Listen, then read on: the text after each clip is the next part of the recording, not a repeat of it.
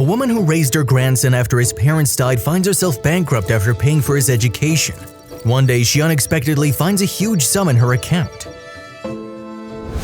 Dorothy Perkins suffered the second brutal loss of her life within the space of 6 months when she was 49. First, her husband passed away a victim of cancer. 6 months later, her son and his wife were killed in a head-on collision while on their way to pick up their 4-year-old from kindergarten. Dorothy was left with no one but little Jimmy. He was all she had. It wasn't easy. Dorothy had to reset from grandmother to mother. She could no longer indulge Jimmy like a doting granny. She had to reinvent herself as an educator. She was now responsible for Jimmy. She immediately started putting money away for Jimmy's education. Her sole focus was now her little grandson. She immediately started looking for the best school, and it turned out to be a very expensive private one. Nevertheless, Dorothy was determined that was where Jimmy was going. Jimmy was a bright, loving little boy. He was young, and even though he missed his parents terribly, he had adapted and life went on. No matter what our losses are, we have to face the future, and that's what Dorothy did. Jimmy was growing up so fast. Soon he was 10, 12, 15, but one thing didn't change, and that was his devotion to Grandma Dolly, as he called Dorothy. Jimmy grew into a fine boy, a brilliant student, and a gifted athlete, and was on his way to becoming a good man his parents would have been proud of. Then Jimmy finished high school and college loomed. Grandma Dolly looked through the literature provided by the universities Jimmy had applied to and blanched. Even with a scholarship, it would cost a fortune. But Jimmy had been accepted to Yale on a partial athletics scholarship, and Dorothy was determined he would go. She refused to allow Jimmy to contract student loans that would dog him for the rest of his life, so she drew on her pension fund and on her savings and borrowed money from the bank.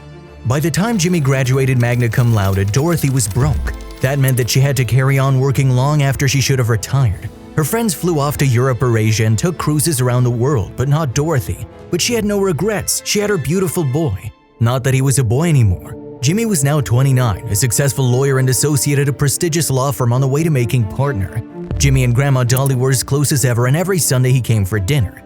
Dorothy was a week away from her 75th birthday when she realized that she could no longer keep up with the payments on her loans. She would have to file for bankruptcy, and that meant she would probably lose her home.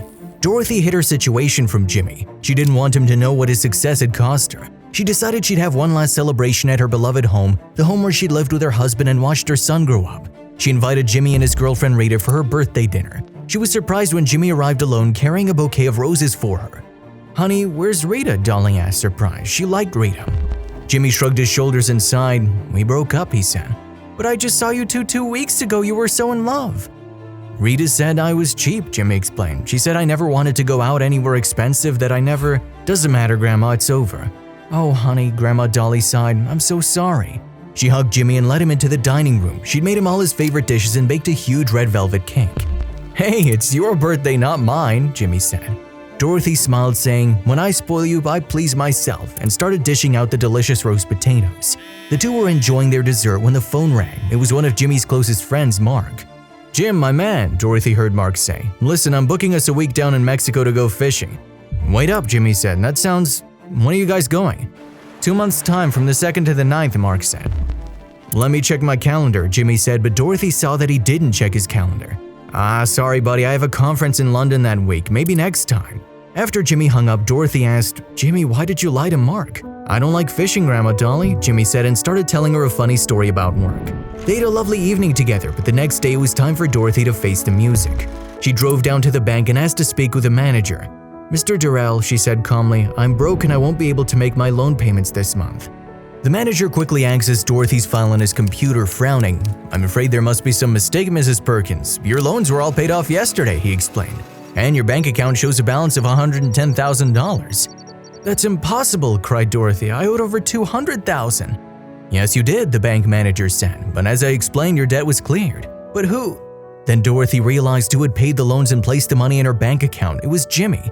That was why his girlfriend had thought he was cheap. That was why he'd refused to join his friends on an expensive vacation in Mexico. He'd been saving up to clear her of debt and give back the money she'd spent on his education. Dorothy went to Jimmy's office and asked to see him. "What's wrong, Grandma Dolly? Is everything okay?" Jimmy asked, alarmed. "Oh, you silly boy," Dorothy cried, tears running down her cheeks. "You didn't have to sacrifice yourself for me." Jimmy hugged her and said, "Sacrifice?